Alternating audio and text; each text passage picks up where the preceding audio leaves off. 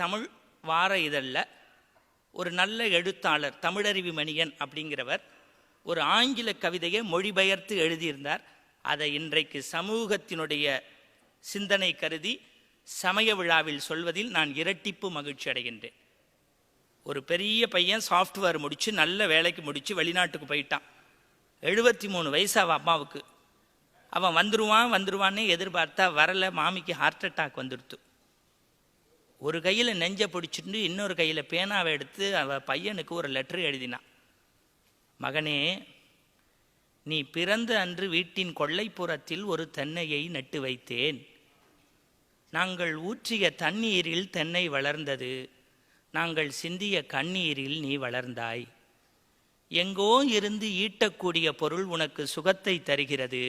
எங்கள் அருகிலேயே இருக்கும் தென்னை எங்களுக்கு சுவை நீரும் சுகநிழலும் தருகிறது. பரவாயில்லை மகனே, என்றாவது ஒரு நாள் நீ வருவாய் வருவாய் என்றே எதிர்பார்த்து ஏங்கி போனேன். இன்று எங்கள் உடல் முழுக்க ஈமொய்த்த செய்தி உன்னை வந்து சேர்ந்தது. அப்போது கூட நீ இமெயிலில் தான் மூழ்கிக் கொண்டிருக்கிறாய். எங்களுடைய இறுதி கூட்டத்தில் நீ கலந்து கொள்ளாமல் போனாலும் நீ என்று நினைத்து நாங்கள் வளர்த்த தென்னை எங்களை ஓலையாக மாறி பத்திரமாக ஊர் எல்லை வரை சேர்க்கும். அழாதே, இப்படிக்கு அம்மா.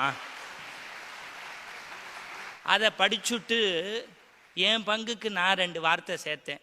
அப்படியே அவசர விசா கிடைத்து வந்தாலும் ஈம காரியங்களை 3 நாளைக்கு மேல் செய்யாதே.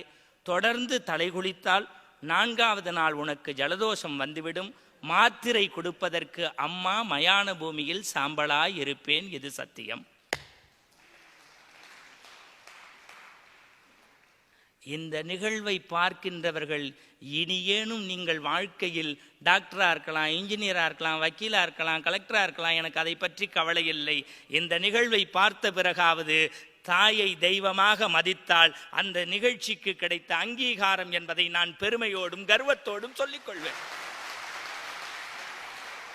உலகத்திலே உள்ள அத்தனை வேத விற்பன்னர்களுக்கும் சொல்கின்றேன், அத்தனை ஞானிகளுக்கும் சொல்கின்றேன், அத்தனை இளைஞர்களுக்கும் தைரியமாக சொல்கின்றேன், நான் ஒருபோதும் மேடைகளில் ஏறிவிட்டால் அச்சப்படுவதில்லை. இருக்கின்ற போது நீங்கள் கவனிக்காமல் இருந்துவிட்டு இறந்த பிறகு அவர்களுக்கு தவசத்தை கோடி கோடியாக கொட்டி செய்வதில் ஒருபோதும் பயன் கிடையாது என்கின்ற செய்தியை இந்த பக்தி திருவிழாவில் தைரியமாக சொல்கின்றேன். நான் சொல்லவில்லை, நபிகள் நாயகம் சொல்கின்றார். என் தாயினுடைய திருவடிதான் எனக்கு சொர்க்கம் என்று சொல்கிறார்.